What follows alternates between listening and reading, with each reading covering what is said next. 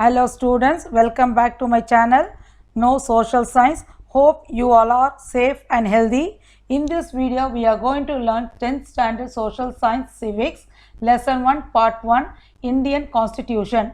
Let's start.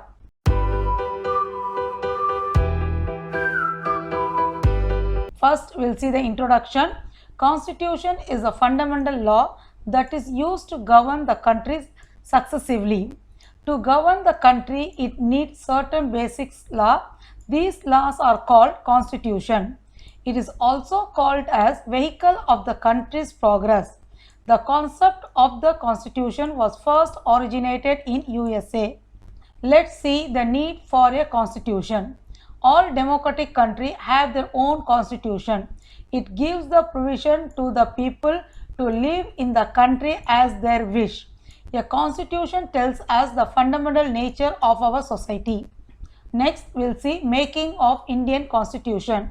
The Constitution of India was framed by a Constitution Assembly set up under the Cabinet Mission Plan 1946. The Assembly consists of 389 members representing provinces of 292 and 93 states, the Chief Commissioners provinces of 3 and 1 Baluchistan. The Assembly held its first meeting on December 9, 1946. Dr. Sachidananda Sinha was elected as the temporary president of the Assembly. After Sachidananda Sinha, Dr. Rajendra Prasad was elected as the president of the Assembly. H.C. Mukherjee and V.T. Krishnamachari were elected as the Vice President of the Assembly. The Assembly met for 11 sessions along with 166 days of meeting.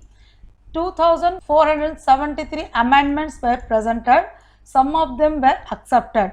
The draft of the Constitution was prepared by Drafting Committee under chairmanship of Dr. B.R. Ambedkar. He is recognized as the father of the Constitution of India. The Constitution was finally adopted on November 26, 1949. It contains preamble, 22 parts, 395 articles and 8 schedules. The drafted Constitution came into force on 26 January 1950. This day is known as Republic Day. Next, let's see the salient feature of the Indian Constitution. So, Indian Constitutions are a written and lengthiest constitution, preamble, federal government, parliamentary government, three-tier government, fundamental rights and duties, directive principles of state policy, partly rigid and partly flexible, single citizenship, universal adult franchise, language policy, independent judiciary, a constitution derived from many sources, emergency provisions. These are the salient feature of an Indian Constitution. Next, let's see preamble. The term preamble refers to the introduction to the Constitution. It consists of the ideals, objectives and the basic principles of the Constitution. It has great values and has been described as a key to the Constitution. It is based on the objective resolution adopted by Jawaharlal Nehru, which was adopted by the Constituent Assembly January 22, 1947. It added 3 new words, that is socialist, secular and integrity. It begins with "We the people of India." It states that India is a sovereign, socialist, secular, democratic and republic country. I have shown the preamble page of the Constitution here. Next, let's see the citizenship. The word citizen is derived from the Latin term civics. It means resident of a country or state. The Constitution of India provides for a single and uniform citizenship for the whole of India. Article 5 to 11 under Part 2 of the Constitution deals with the citizenship. Citizenship Act 1955. The Citizenship Act of 1955 provide for acquisition and loss of citizenship after the commencement of the Constitution. This Act has been amended so far 8 times. Next, Let's see the acquisition and loss of citizenship. Acquisition of citizenship. According to the Citizenship Act 1955, the citizenship could be acquired through any one of the following method, that is by birth. All persons born in India on or after January 26, 1950 are treated as citizens by birth. Next, by descendant.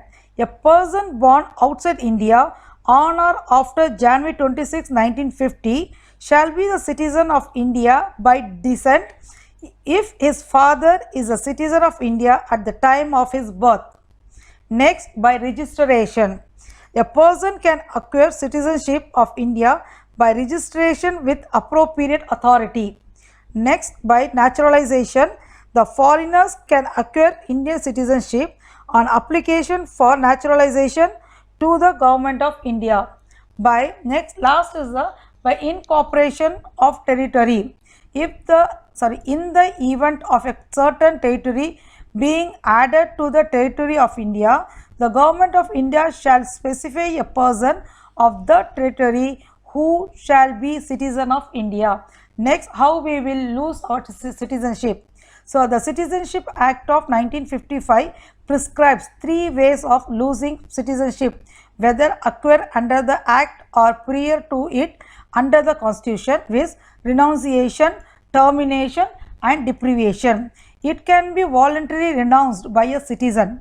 It can be terminated if a person acquires the citizenship of some other country.